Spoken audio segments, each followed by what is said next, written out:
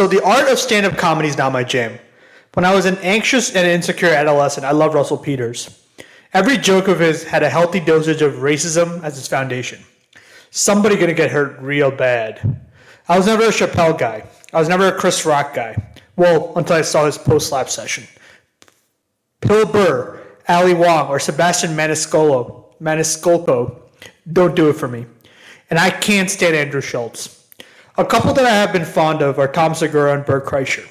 Now, saying that, I don't particularly love their stand-up, but I love their podcast, which is Two Bears, One Cave.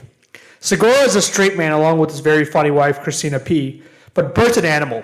He's my type of hang.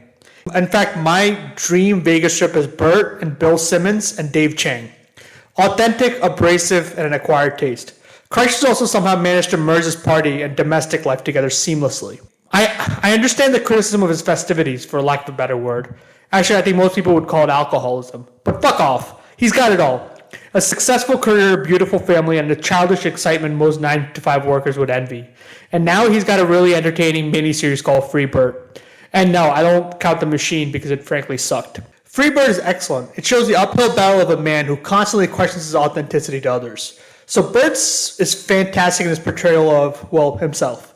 His captivating, candid screen presence, coated with his tinge of sugar on the rim of the margarita glass, makes it hard for the eyeballs to go anywhere else other than that hairy, visceral fat, even though this series is a beautiful Arden Myron.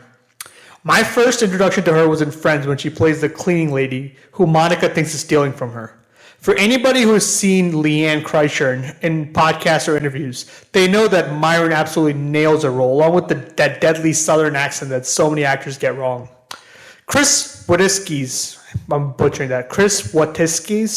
nefarious turn from his sensitive portrayal of Pete from The Bear is pleasant, and Mandel Mon is absolutely vicious in her role in a good way. And the handsome Matthew Del Negro is solid in his attempt to be a vulnerable but pretentious father. Now, the star of the show. That's Bert. No, actually, it's not. It's Lilo Lang, who plays Isla. That's Bert's younger daughter. Her imitation of her father, along with being the brutally honest voice of reason in a situation where the man of the household is constantly struggling with his identity, is absolutely riveting.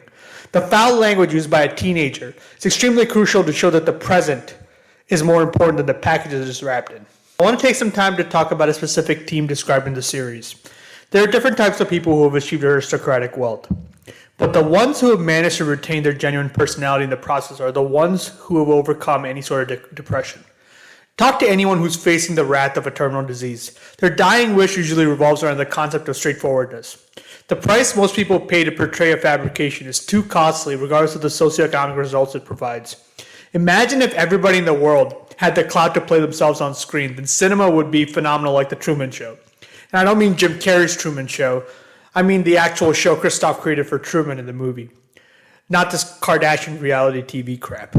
And that's all I have, folks. I wish I had the balls to take off my shirt like Bert, but fortunately or unfortunately for you, that'll be for a rainy day.